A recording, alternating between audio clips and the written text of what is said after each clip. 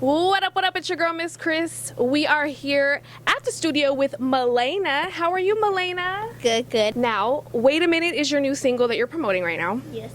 And I saw that you have a narration from Brittany Renner. How did that come about? Yes.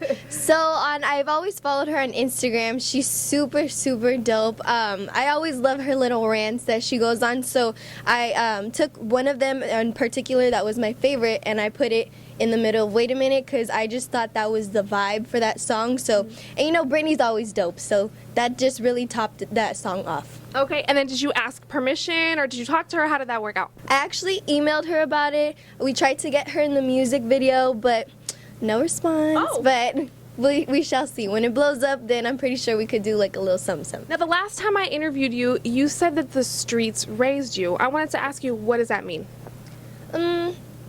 I think when I say the streets raised me, I really mean like where I come from. Like I live born and raised in Boyle Heights, so you know, that definitely had an impact on my whole life about everything. So I think that's what it really comes down to, and you hear that in my music as well. Were you cognizant of your image when you started doing your social media posts, when you started rapping on the internet? Were you cognizant of who you wanted to be, who you wanted to portray, and how you were going to come off to people?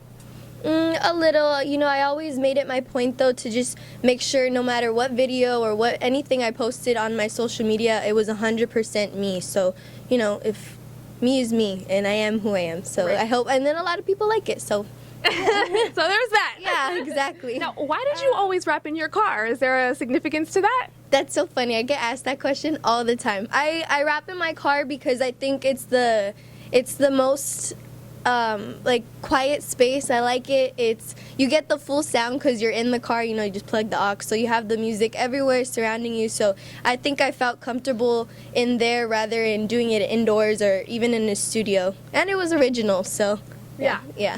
Now, all of your top influential rappers are people who are storytellers. You got Pac, you got Lauryn Hill, you got Lil' Kim, you got Nas, you got J. Cole. Yeah. Talk about how important it is to you to be authentic in your music, because I feel like each and every one of them have authenticity, and that's what you guys have in common. Right. I think that it's important, especially as a rapper. You have to pave your own way. You have to make yourself stand out, really. And I think storytelling is a way of communicating to people and really getting your point across and touching hearts. And I think touching hearts, if you could do that in the form of rapping, I think that's a real rapper. And I really try my best to do that.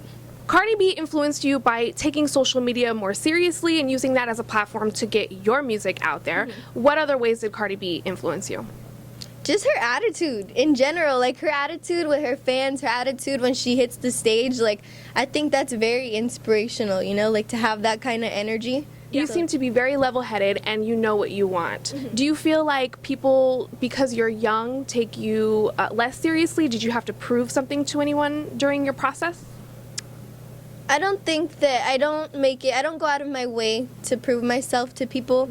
I think that, you know, when I speak my mind, people will automatically know that my being is on another level, you know. So I think that's really all I really care about, is when people hear me talk, and especially in my music, what I'm about, they'll just get it. You know? Now, you said in your lyrics that you're a new wave, but you're old school. What does that mean to you that you're old school? Because I think that today's music, I think, is going in a different direction than what I'm trying to go in. So you know, I just want to say, like, I have an old school heart. Like, I have, like you said, like, some of my influencers were, like, you know, Lauryn Hill and Tupac and Lil' Kim, and they were more just bars and storytelling. So that's what I mean, like, when I say I have an old school vibe. But new school, because I bring, like, you know, I'm young, and I'm representing the young women out there, so it's a mix. Now, when you rap, you seem very real. There's vulnerability in your music. Yes. Do you ever worry that you're going to be too vulnerable? Was that ever something that crossed your mind? No, because I feel I'm not afraid of being vulnerable, because I think, you know, my fans and my supporters will really understand, like, I'm really just trying to make a connection, you know? And if it comes off vulnerable to some people, the other side of the other people that get it, they'll take it as, like, you know, they feel it in the heart. Right. I know you mentioned trying to stay independent as long as you can, but are there any influences or mentors that have helped you in the music business? Mentors in the music business that have helped me, I really think is my team, my management team, my family, because they're always in my circle. They always want the best for me. So I think that was really my key factor. But as far as like other artists in general, I always look up to other artists, but I don't really get like, that touchy-feely like vibe in my heart that like is a connection like I get from my team and my family. So yeah. That's good. What are you doing to further your knowledge in the music business? Because it can be tricky sometimes. Well, like I said, my team is always putting me up on game, especially game that I don't know. Yeah. So they're always keeping me on my toes. So when I do interviews and when I'm asked like questions like this, I know, it off the top of my head. Now, you talk about strength in relationships with men and, kind of being an independent woman. Have you ever been in love before? Yes. Yes, I feel like everybody has. Yeah. Yeah. And what is your opinion on having a boyfriend and managing that as well as being a female rapper? Balance. Always hold your end so that way in case anything happens, you're still strong by yourself. Do you ever feel like there's going to be an issue when your boyfriend says, you're around a lot of rappers, you're in the studio, you're around more males? I mean, does that ever come up? I don't think so, because at the end of the day, I like confidence in men. Like, you have to have confidence. So if you're always like, you don't have confidence in yourself, I think then it'll come across like, oh, I'm always worried about where she's at. Like, do your thing. Like, I'll do my thing and we'll come together. Yeah, I like it. Yeah. Are you an extrovert or are you an introvert? That's a hard question. I think that I'm a mix of both. Because sometimes I have my moments and then my other moments that I'm like an extrovert. So I don't know. That's a hard question. I think I would have to say I'm both. Yeah, like a mix. Do you prefer to write music or do you prefer to do shows? Like, what's your favorite thing about being in this business? My favorite thing about being in this business, hands down, is the writing. The writing, because that's also like my therapy. That's also my way of like touching people and connecting to people. So yeah, I think my writing, because I always take my time with it and make sure I get my point across. But I love the shows too. The shows are fun. Those are always like hype things to do. Yeah. There's a lot of energy. Yeah, exactly. You get to meet a lot of people. Exactly. Fans. All right. Now, Tupac said in an interview once that he wanted to be not a role model, but a real model, because he felt like playing a role is just playing a role. Can you relate to that in any way? Do you feel any pressure to hold yourself to a higher standard because a lot of people are watching you? In a way, but then in a way, no, because I always try to be a good role model, because I know I have younger girls looking up to me as well, but I never try to fake the funk and be somebody that I'm completely not. So I always try to keep it real and but in the same way, borderline setting an example, Right. And there's a lot of music right now about women who are sort of deeming it okay to have sex for money.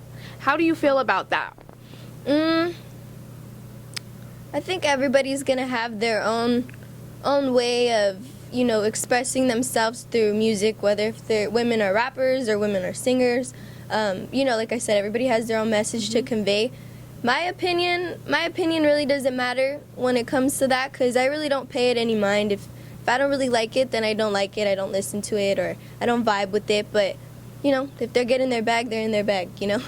That's a very diplomatic answer. Yeah. Talk about your message. What is your message through your music that you want to portray to other girls? To other girls, to just be yourself and make sure you love yourself first before you try to love anybody else. Focus on your money, focus on your career, focus on school, focus on you, because that's really the most important thing. Now, talk about your EP. That's super exciting. Do you have features? How hard have you worked on it? Tell us a bit about it. So my EP coming out, it drops on December 6th. It's called Kaleidoscope. It has 9 songs on it. I'm super excited for everybody to hear it. It is long overdue.